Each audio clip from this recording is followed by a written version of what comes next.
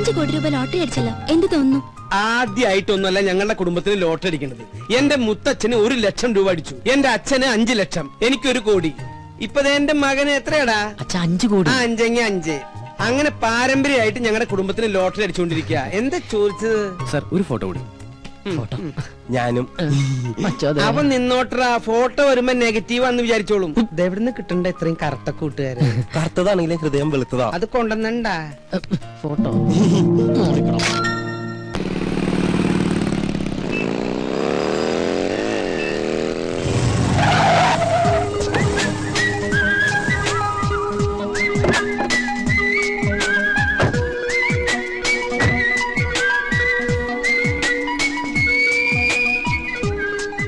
Treat വേണം.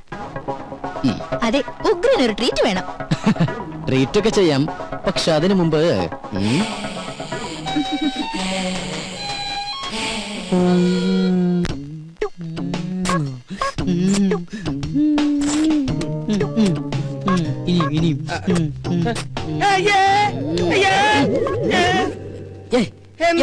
എന്താ?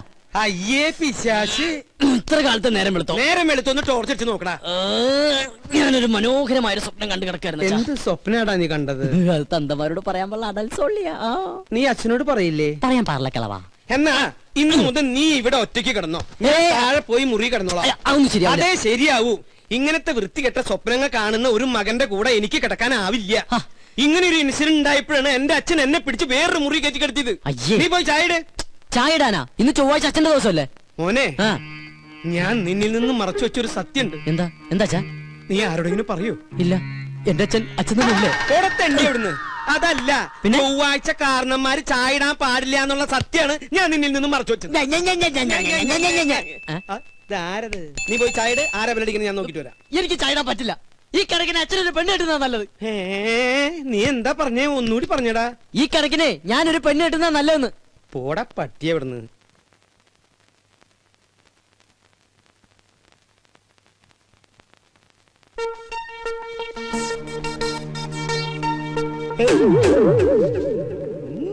എനിക്കും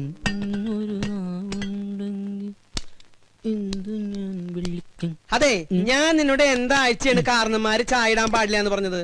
ചൊവ്വാഴ്ച അല്ല, ബുധനാഴ്ച. ഞാനിപ്പോ ഡയറി എടുത്ത് നോക്കിയതാ. ശങ്കരനാരായണൻ കൊണ്ടുവന്നില്ലേ മാതൃഭൂമിയിലെ ഡയറി, അതെടുത്ത് ഞാൻ നോക്കിയത്. ഒരാൾ വന്നിട്ടുണ്ട്, നീ അങ്ങോട്ട് പോയി. അല്ല, ഞാൻ ചായ ഇട്ടോളാം. ചെല്ലടാ, ചെല്ലേ. ഇതെന്ത് ഭ്രാന്ത്?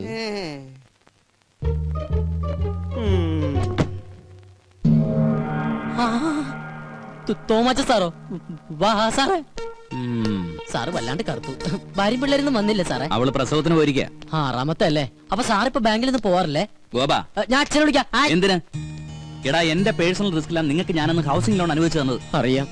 അതിന് 10 മാസത്തെ ഡ്യൂസ് അല്ലേ വരുത്തിയിട്ടുള്ളൂ. മിടുക്കൻ. എടാ, ഞാൻ ഇവിടുന്ന് ട്രാൻസ്ഫർ ആയി പോയപ്പോ എന്താ നിങ്ങളോട് പറഞ്ഞത്? അടുത്ത മാസം അടയ്ക്കണമെന്ന്. അടുത്ത മാസത്തിന് ഇനി 1 മാസം കൂടിയില്ലേ?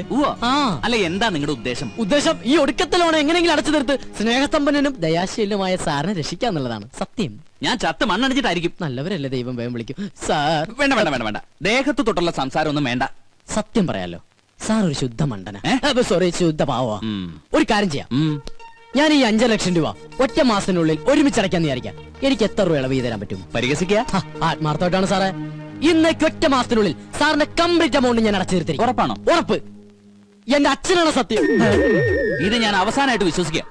വാക്ക് മാറൂല്ലോ. അരവിന്ദാക്ഷൻ നായരെ. ഓ, ദേ വന്നു. എന്തേ? ആരായിരുന്നു ഗോപാദ്? ഓഹോ, ഏത്? ഇപ്പൊ വന്നില്ലേ? അതാ, അത് നമ്മുടെ അപ്പുറത്തെ വീട്ടിലെ രമേച്ചില്ലേ? രമേച്ചിന്റെ ഹസ്ബൻഡ് ഗൾഫിൽ നിന്ന് വന്നിട്ടുണ്ട്. അപ്പൊ അച്ഛനെ വൈകിട്ടൊന്ന് കാണണമെന്ന്. അവര് 2 ആളുണ്ടായിരുന്ന? ഇല്ല. എന്തായി? നമ്മുടെ വീടിന്റെ ലോൺ തന്നില്ലേ ഒരു ബാങ്ക് മാനേജർ? ആ മാനേജറുടെ ഒരു ചായ. ചായ റെഡിയായി. എനിക്ക് മലപ്പുറം പാര വെക്കായിരുന്നല്ലേ? എന്താ ഗോപാ നീ പറയണേ? സ്വന്തം മകനിട്ട് ഏതെങ്കിലും തന്ത പാര പണി? ഈ ലോകത്ത് ഒരു തന്ത പണിയില്ല, പക്ഷെ എന്റെ തന്ത പണി. സത്യം. ഞാൻ ബാത്റൂമിൽ പോയിട്ടില്ല. അച്ഛാ, അച്ഛാ, ദൈവമേ, ഇനി ഏത് കുരിശാണാവോ? ആരായാലും ഗോപനില്ല. ഞാൻ സോമനാ. ഏത് സോമൻ? സോമസുന്ദരൻ. എന്താ സോമസുന്ദര? ഗോപന് പൈസ കൊടുക്കാൻ വന്നതാ. ഗോപൻ ഇവിടെ ഉണ്ട്. ഗോപൻ കുളിക്കാ. ഗോപാ, എന്താ അച്ഛാ? നിന്നെ ആ സോമസുന്ദരൻ വിളിക്കണു. ഞാൻ റെഡിയാണ് അച്ഛാ. എന്താ സോമേട്ടാ എന്നെ വിളിച്ചോന്ന് അറിഞ്ഞു? നിനക്ക് കുഴപ്പമൊന്നുമില്ലല്ലോ? ഓ ഇല്ല. ആഹാ കോള് വല്ലതും ഉണ്ടാ? കോളുണ്ട്. ആ 500 നിനക്ക്, 1500 ഓ എനിക്ക്. ആയിക്കോട്ടെ. ഇത് അതെ എന്റെ ശകുനത്തിന് സാലറി ഒന്ന് കൂട്ടി കിട്ടിയാ കൊള്ളായിരുന്നു. 3-4 ബുക്കിംഗ് വേറെ ഉണ്ട്. ഇന്ന് രാവിലെ ഒരു ശകുനം നിന്നിട്ട് വന്നേ ഉള്ളൂ. ഇനി നമ്മുടെ ശാന്തര വീട്ടിലും ബാലപ്പഞ്ചാന്റെ വീട്ടിലും കൂടി ഇരിക്കും. അതെ, നീ അത്ര ബിസി ആണെങ്കിൽ ഞാൻ വേറെ ആളെ നോക്കിക്കോളാം. ആയിക്കോട്ടെ. ആ എന്നാ അതുങ്ങതാ. അല്ല അല്ലാകില്ല ഒന്നും വേണ്ട. ഈ ഒരു കാര്യം മനസ്സിലാക്കും, എന്റെ സാറിന് ഇതിലൊന്നും വിശ്വാസം ഉണ്ടായിട്ടല്ല, പിന്നെ ഇതെല്ലാം എന്റെ സമ്മർദ്ദം കൊണ്ടാണ്. പിന്നെ സാർ കേസ് ജയിക്കുന്നത് നീ ശകുനം നിൽക്കുന്നോണ്ടല്ല, അങ്ങേരുടെ കഴിവുകൊണ്ട. നിന്റെ ശകുനത്തിന്റെ ഗുണം കൊണ്ടാണെങ്കിൽ നിന്റെ അച്ഛൻ ഇവിടെ ഇങ്ങനെ കരപ്പനം പിടിച്ച് കിടക്കില്ലായിരുന്നല്ലോ, എന്നോ കോടീശ്വരനായനെ. എന്റെ അച്ഛന് കരപ്പനാ? കരപ്പൻ ഞാനൊരു എക്സാമ്പിൾ പറഞ്ഞതാ. ഇനി നീ പറ, ഇതിവിടെ വെച്ച് നിർത്തണോ തുടരണോ? തുടരാം. തുടരാം. സാറിന്റെ ബെൽ മറക്കണ്ട, കൃത്യം 9 മണി. ഗ്ലാസ് ഒക്കെ എടുത്ത് വെച്ച് റെഡി ആയിട്ട് ഇരിക്കാണല്ലേ? നാ പതിവ് സാധനം. ഇതെന്താ ഇത്? റമ്മ? എന്താ റമ്മ് കുടിക്കൂലേ? കുടിച്ചിരുന്നു, അതൊരു സമയം. നീ കേട്ടിട്ടുണ്ടോ? ഏത് ജൂലിയൻ? അല്ല. പിന്നെ വലിക്കുന്ന? അല്ല, അതെ ഇങ്ങനെ കുടിക്കണ. അയ്യോ ഇതെവിടുന്നാ? എവിടുന്നെങ്കിലും ആയിക്കോട്ടെ, കുടിച്ചില്ല. നിന്റെ കയ്യിലുള്ള ആ റമ്മ് കഷായം ഉണ്ടല്ലോ, തൽക്കാലം നീ അത് കളയണ്ട. ഒരു 5-6 ദിവസം കഴിയുമ്പോ ഞാൻ പറയാം വേണോ വേണ്ടെന്നുള്ളത്. അച്ഛാ സത്യം പറയുന്നത് എവിടെന്നാ? നമ്മുടെ അടുക്കളയുടെ തൊട്ട് പിന്നിൽ ഞാനൊരു തൈ വെച്ചിട്ടുണ്ടായിരുന്നു, അത് ഇന്നലെ കാച്ചു. അതിന്ന് ഒരെണ്ണം പൊട്ടിച്ചതാടാ. പോയി കുടിക്കടാ. ഇനിയിപ്പോ നാളെ ചോദിച്ചോണ്ട് വരുമല്ലോ, റമ്മ എവിടെ, റമ്മ എവിടെയെന്ന്. തരാട്ടാ തൈക്കളവാ. തുപ്പി നോക്കി ഞാൻ.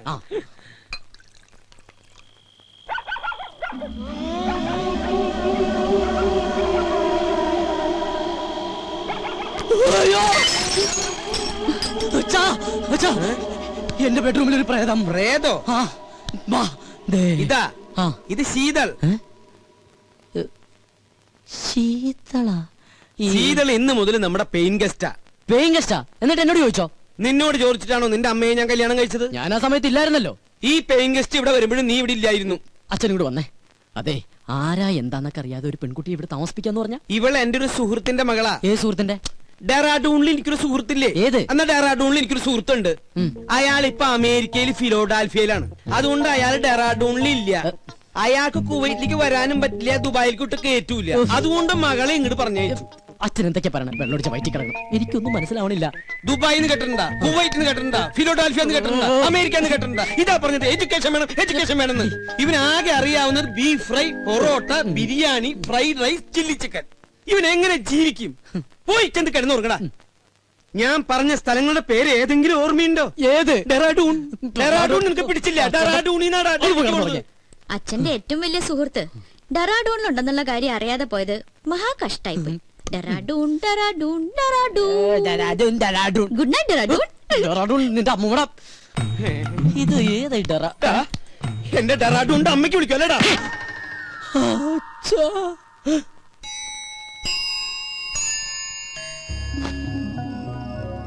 എന്നാലും ഞാൻ അറിയാതെ അച്ഛൻ അവിടുന്ന് ഡെറാഡൂണിലൊരു ഫ്രണ്ട്.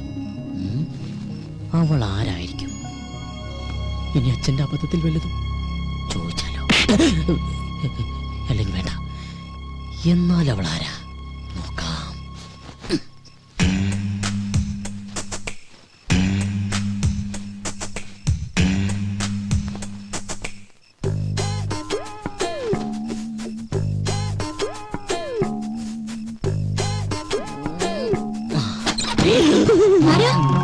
ഞാനാ. എന്താ അങ്കിളെ? ഒന്നുമില്ല, മോള് ഉറങ്ങിയോന്ന് നോക്കാൻ വന്നതാ. ഞാൻ കിടക്കാൻ പോവായിരുന്നു. ആ കൊതുക് തിരി കടിക്കണ്ടെങ്കിൽ കൊതുക് കത്തിച്ചു വെച്ചോളൂ കേട്ടോ. ശരി അങ്കിൾ, ഗുഡ് നൈറ്റ്. ആ ഗുഡ് നൈറ്റ്. കൊതുക് കത്തിച്ചു വെക്കാൻ നിനക്ക് എന്താ തലയ്ക്ക് പ്രാന്തായ? അത് ശരി. പെമ്പിള്ളേര് കിടക്കുന്ന റൂമിൽ വന്ന് എത്തി നോക്കണതേ അത്ര നല്ല ശീലമൊന്നുമല്ല. ഡെറാഡൂണിൽ പോലുമില്ല ഇത്ര വൃത്തിയായിട്ടവന്മാര്. ഡെറാഡൂണിനെ പറ്റി ആരെങ്കിലും എന്തെങ്കിലും പറഞ്ഞോ?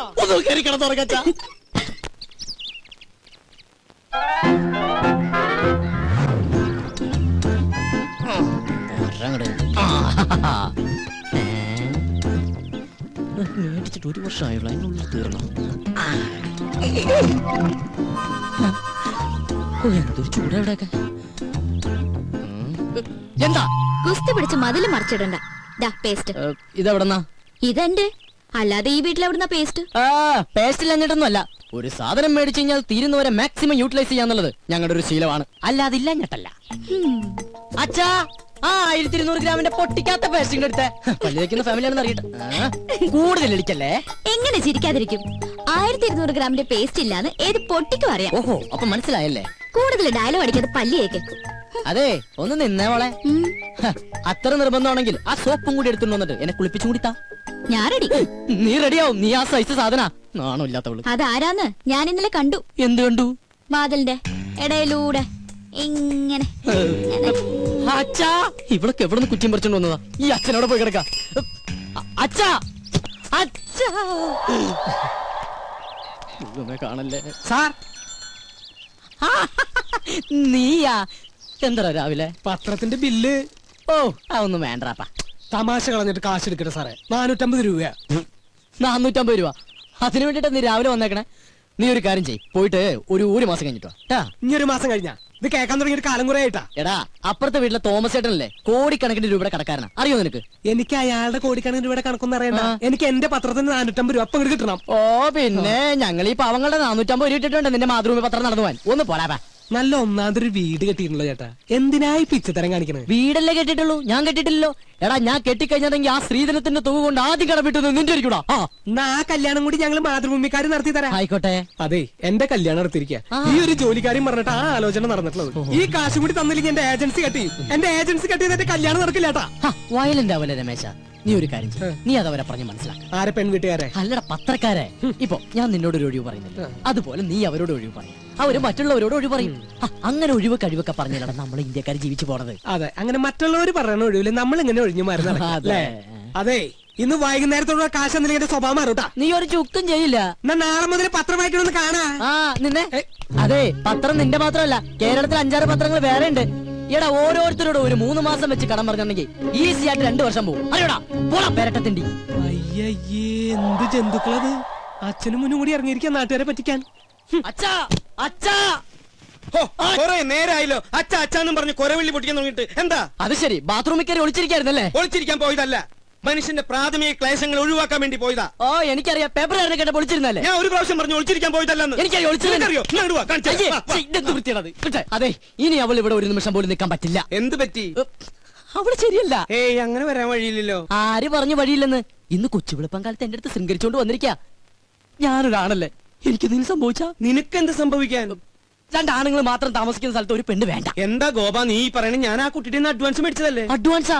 എത്ര രൂപ? 2000. ഓഹോ, അപ്പൊ അതുകൊണ്ടാണ് മേടിച്ച് മിഴുങ്ങിയതല്ലേ? ഏയ്, അതെനിക്ക് അവള് ഫ്രീ തന്നതാ. ഒരു കാര്യം ചെയ്യ്, എഗ്രിമെന്റ് വെച്ചിട്ടല്ലോ ആ പൈസ അങ്ങോട്ട് തിരിച്ചു കൊടുത്തേക്ക്. അത് ഞാൻ പാൽക്കാരനും പല കച്ചവടക്കാരനും കൊടുത്തു. ഓ, ഇതൊരു പുലിവാലായല്ലോ. എന്ത് ചോദിച്ചാലും കളനെ പോലെ തല കൂപ്പിട്ട് നിൽക്കും. ഇങ്ങോട്ട് നോക്കി, ഇങ്ങോട്ട് നോക്കാൻ. ഞാനൊരു 2000 രൂപ എങ്ങനെയെങ്കിലും സംഘടിപ്പിച്ചു തരാം. അതിനെ പറഞ്ഞു വിട്. അങ്കിൾ, ഈ പെൺകുട്ടികളെ താമസിക്കുന്ന വേണ്ട വേണ്ട വേണ്ട, കൂടുതൽ കൊഞ്ചിക്കൊഴയിലൊന്നും വേണ്ട. അച്ഛ പറഞ്ഞു വിട്ടെ. ഞാനൊന്ന് പറയട്ടെ ഗോപേട്ടാ. ഗോപേട്ടാന്നാ? അച്ഛ ഗോപേട്ടാന്ന്. പിന്നെ നിന്നെ എന്താ വിളിക്കാ? വേലായുധനാ? എന്താ നിന്റെ പേര്? ഗോപൻ. പറ മോളെ. പെൺകുട്ടികൾ താമസിക്കുന്ന റൂമില് ഒരാൾ വന്ന് ഒളിഞ്ഞു നോക്കിന്ന് വിചാരിക്കാം. ഇവിടെ ആരോ ഒളിഞ്ഞു നോക്കിയേ? അയാളെ കുറിച്ച് അങ്കിളുടെ അഭിപ്രായം എന്താ? ആണാണോ പെണ്ണാണോ? ആണാണെന്ന് തോന്നുന്നു. എങ്കിൽ അവൻ ആണും പെണ്ണും കെട്ടവനും സംസ്കാരമില്ലാത്തവനും ആവാസനും തന്തയില്ലാത്തവനുമാണ്. അച്ഛാ, സത്യം പറയാലോ അങ്കിൾ, അങ്ങനെ ഒരു അനുഭവം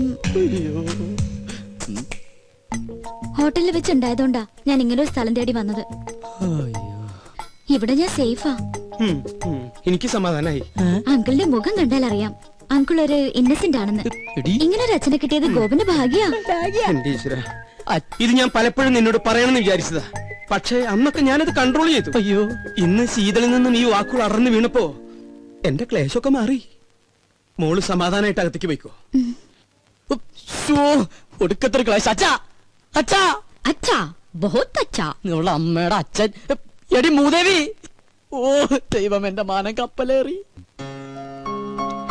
ഞാൻ വിളിപ്പിത്തരാം അങ്കിൾ. ഓ മൈ ഗോഡ്, ഇന്നും കഞ്ഞിയാ? എന്നാ ഇവിടെ കഞ്ഞിയല്ലാത്ത? ഇവിടെ എന്നും കഞ്ഞിയല്ലേ? What A nonsense. എന്തെങ്കിലും ചിക്കനും മട്ടനും വെച്ചൂടാ? ചിക്കനും മട്ടനും ഇവിടെ ഫ്രിഡ്ജിൽ തൂങ്ങി. അത് മതി, അതെടുത്ത് വെച്ചാ മതിയായിരുന്നല്ലോ. മേടിച്ചു വെക്കണമെന്ന് ആഗ്രഹമുണ്ട്. അതിന് കയ്യിൽ കാശ്. അതെന്റെ അടുത്ത് പറഞ്ഞാ പോരെ, ഞാൻ മേടിച്ചു തരില്ലേ? നാട്ടിക്കല്ലേ. വാങ്ങിയ മാത്രം പോരല്ലോ, അത് ഉണ്ടാക്കി തരാൻ ആരെങ്കിലും വേണ്ടേ? ഇവിടെ പെയിൻ കോസ്റ്റ് എന്നൊക്കെ പറഞ്ഞ് ഓരോന്നുണ്ടല്ലോ. അവരെന്താ അടുക്കള കയറി കൈ തഞ്ഞു പോവോ? എനിക്കിത് കഞ്ഞി വേണ്ട. എനിക്ക് എന്തായാലും കഞ്ഞി ഇഷ്ടാ അങ്കിൾ, നമുക്ക് കഴിക്കാം. അതെങ്ങനെയാ? കഞ്ഞികൾക്ക് കഞ്ഞിയല്ലേ ചേരൂ. കുടിക്ക് കുടിക്ക്. സൊമാലിയെന്ന് കെട്ടിയെടുത്തതാ. അച്ഛാ എനിക്കിത് കഞ്ഞി വേണ്ടാന്ന്. വേണ്ടെങ്കി വേണ്ട, പോയി കിടന്നുറങ്ങടാ. അച്ഛാ ഞാൻ പട്ടിണി കിടന്നുറങ്ങും. ഒരു ദിവസം പട്ടിണി കിടന്നുകൊണ്ട് ചാവൊന്നുമില്ല. എന്നെ നിർബന്ധിക്കേണ്ട, എനിക്ക് വേണ്ട വേണ്ട വേണ്ട. ആ വേണ്ട മോളെ, നമുക്ക് രണ്ടാൾക്കും കൂടി ഇത് പകുതി പകുതി ഉണ്ടാക്കണ്ട. എന്റെ കഞ്ഞി ഇങ്ങനെ ഇങ്ങനെ വിട്ടാ ശരിയാവില്ല.